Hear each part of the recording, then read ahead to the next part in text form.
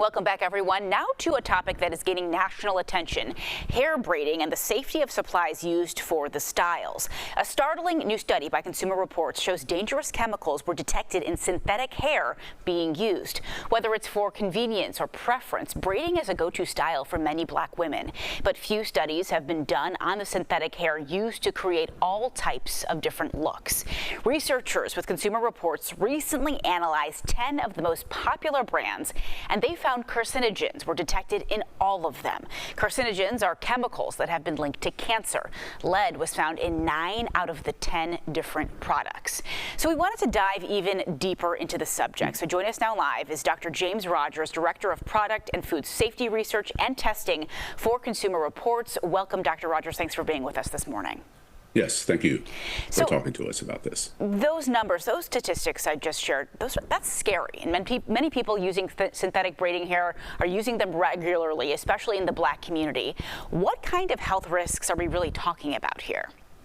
So as you mentioned, the word carcinogen means cancer causing. Now, we believe that the amount of these cancer-causing chemicals that we detected were low, and so the risk is long-term, not an acute risk. But we are concerned that, again, the cancer-causing chemicals, lead, you may be aware of, can cause different neurological problems, especially with children, reduction in IQ points. And so we're talking about long-term exposure over time before you will probably see the effect of being exposed to these chemicals by the use of this product in your hair. That's a good point. A lot of folks are using this hair from a young age and for long periods of time. Have you heard of any cases of people actually getting sick that can be really traced back directly to the use of the synthetic hair? Well, if you're talking about acute responses, yes, we noted that in the story that you can find on cr.org, that there are a number of women that reported they put the braids in their hair, and because of smells or odors or reactions of their scalp, reactions on their neck where they get rashes or folliculitis, which is inflammation of the hair follicle, they had to immediately take the hair back out.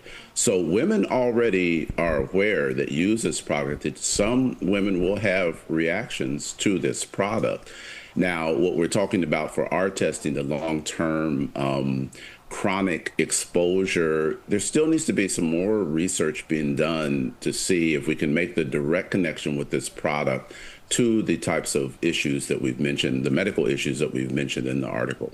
Very interesting. And here's really the question, because we know that synthetic hair is much more affordable than using human hair. So what can folks do if they still want that look of braids, but using human hair really isn't an option for them financially? Yeah, so we mentioned that there are some alternative products on the market. There are a couple of plant-based products out there that consumers can consider.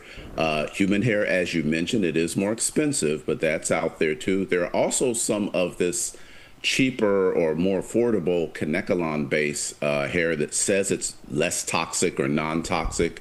We didn't test any of those, so we can't recommend them. We want to test them, and we're looking into testing them now to see if we can offer more alternatives. But in the story, we ask consumers to consider maybe not braiding their hair as often, having space in between braiding events so they can lessen their exposure and lessen their risk to these chemicals until there are some hardcore data saying that these other products are actually safer.